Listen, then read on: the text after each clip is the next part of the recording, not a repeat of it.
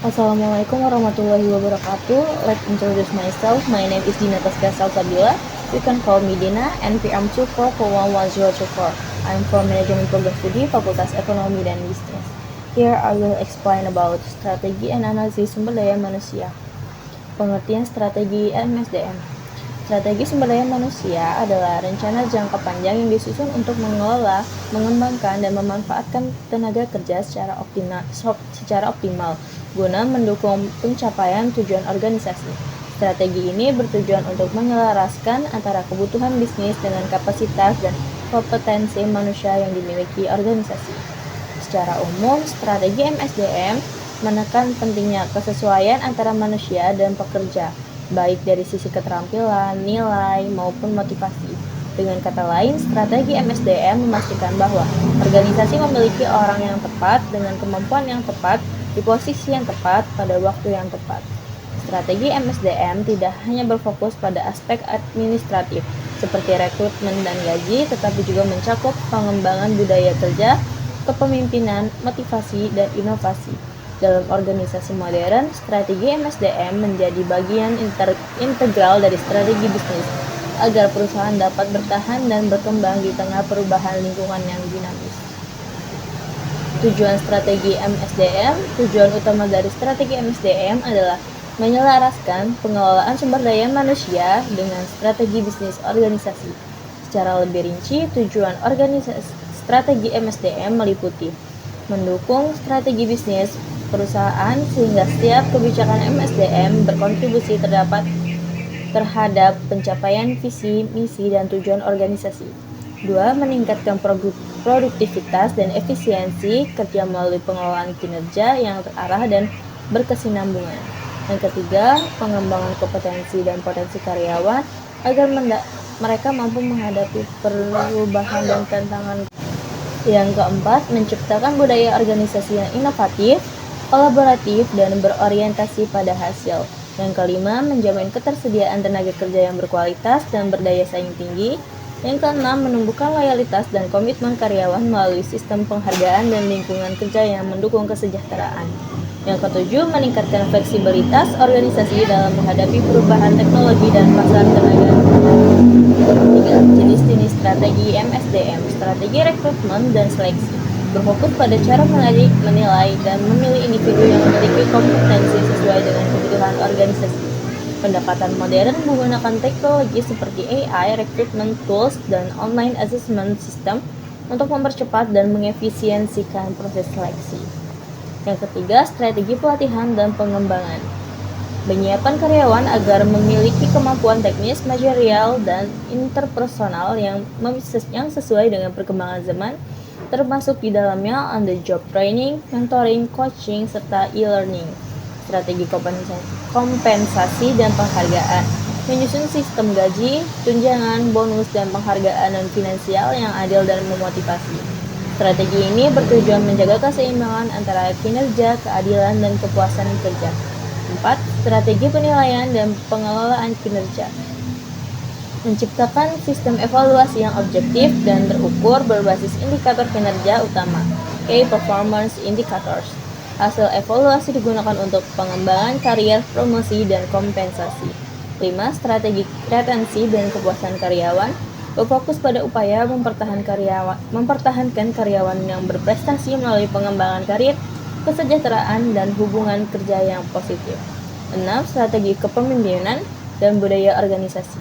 Membangun kepemimpinan yang inspiratif serta budaya organisasi yang mendukung kolaborasi, integritas, dan inovasi. 4. Pengertian analisis MSDM. Analisis MSDM, Human Resource Analysis, adalah proses sistem dalam mengumpulkan pengolahan dan menafsirkan data tentang tenaga kerja untuk mendukung pengambilan keputusan strategi dalam manajemen sumber daya manusia. Analisis MSDM membantu organisasi memahami kondisi kerja saat ini, menilai kebutuhan di masa depan, serta mengukur efektivitas kebijakan MSDM yang sedang dijalankan. Dengan adanya analisis MSDM, keputusan yang diambil menjadi lebih berbasis data, bukan sekadar berdasarkan asumsi atau intuisi. Tujuan analisis MSDM: 1. mengetahui kekuatan dan kelemahan MSDM yang dimiliki organisasi, mengidentifikasi kebutuhan tenaga kerja baru atau pelatihan tambahan untuk menutup kesenjangan keterampilan, membantu dalam perencanaan karir dan pengembangan karyawan, mengukur efektivitas strategi MSDM yang sedang diterapkan, menyediakan dasar bagi pengambilan keputusan strategi dalam bidang HR seperti promosi, mutasi, atau restrukturasi, menentukan arah pengembangan organisasi berdasarkan data nyata tentang potensial tenaga kerja. Jenis-jenis analisis MSDM: 1. Analisis jabatan, mengidentifikasi tugas, tanggung jawab, dan kualifikasi yang dibutuhkan untuk suatu posisi kerja. Hasilnya digunakan untuk membuat deskripsi pekerjaan dan spesifikasi pekerjaan. Analisis kinerja, mengevaluasi pencapaian karyawan terhadap target yang telah ditetapkan, tujuan untuk menemukan area yang perlu diperbaiki dan atau penghargaan. Analisis yang ketiga, analisis kebutuhan pelatihan, menentukan kemampuan atau keterampilan yang perlu ditingkatkan agar karyawan mampu bekerja lebih efektif. Yang keempat ada analisis tenaga kerja, menilai struktur tenaga kerja, distribusi jabatan, serta potensi kekurangan atau kelebihan MSDM di suatu departemen. Yang kelima, analisis keputusan dan keterlibatan karyawan, mengukur tingkat motivasi, loyalitas, dan kepuasan karyawan terhadap organisasi. Hasil analisis ini sering digunakan untuk meningkatkan budaya kerja dan retensi karyawan. Analisis biaya MSDM, menghitung dan mengevaluasi biaya yang dikeluarkan untuk rekrutmen, pelatihan, kompensasi, dan program HR lainnya untuk memastikan efisiensi penggunaan anggaran. Yang ketujuh ada hubungan antara strategi dan analisis MSDM. Strategi dan analisis MSDM memiliki hubungan yang saling mendukung dan tidak dapat dipisahkan. Analisis SDM berfungsi sebagai dasar untuk menyusun strategi SDM yang relevan dan efektif. Strategi MSDM membutuhkan data dari analisis SDM agar kebijakan yang dibuat sesuai dengan kondisi nyata di lapangan. 8. Tantangan dalam penerapan strategi dan analisis SDM. Perubahan teknologi yang cepat seperti otomatisasi dan kecerdasan buatan, kekurangan tenaga kerja dengan kompetensi digital, tingginya tingkat mobilitas tenaga kerja, kebutuhan akan sistem informasi HR yang canggih, menjaga keseimbangan antara kepentingan organisasi dan kesejahteraan karyawan. 9. Kesimpulan, strategi dan analisis sumber daya manusia merupakan dua komponen penting dalam manajemen SDM modern.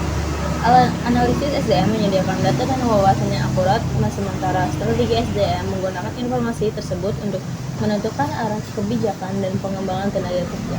Dengan sinergi antara keduanya, organisasi dapat menarik dan mempertahankan talenta terbaik, mengembangkan kompetensi sesuai kebutuhan bisnis, meningkatkan produktivitas dan inovasi, serta mewujudkan keunggulan kompetitif yang berkelanjutan. Pada akhirnya, keberhasilan suatu organisasi tidak hanya ditentukan oleh teknologi atau modal, tetapi oleh manusia yang dikelola dengan strategi, empati, dan visi jangka panjang.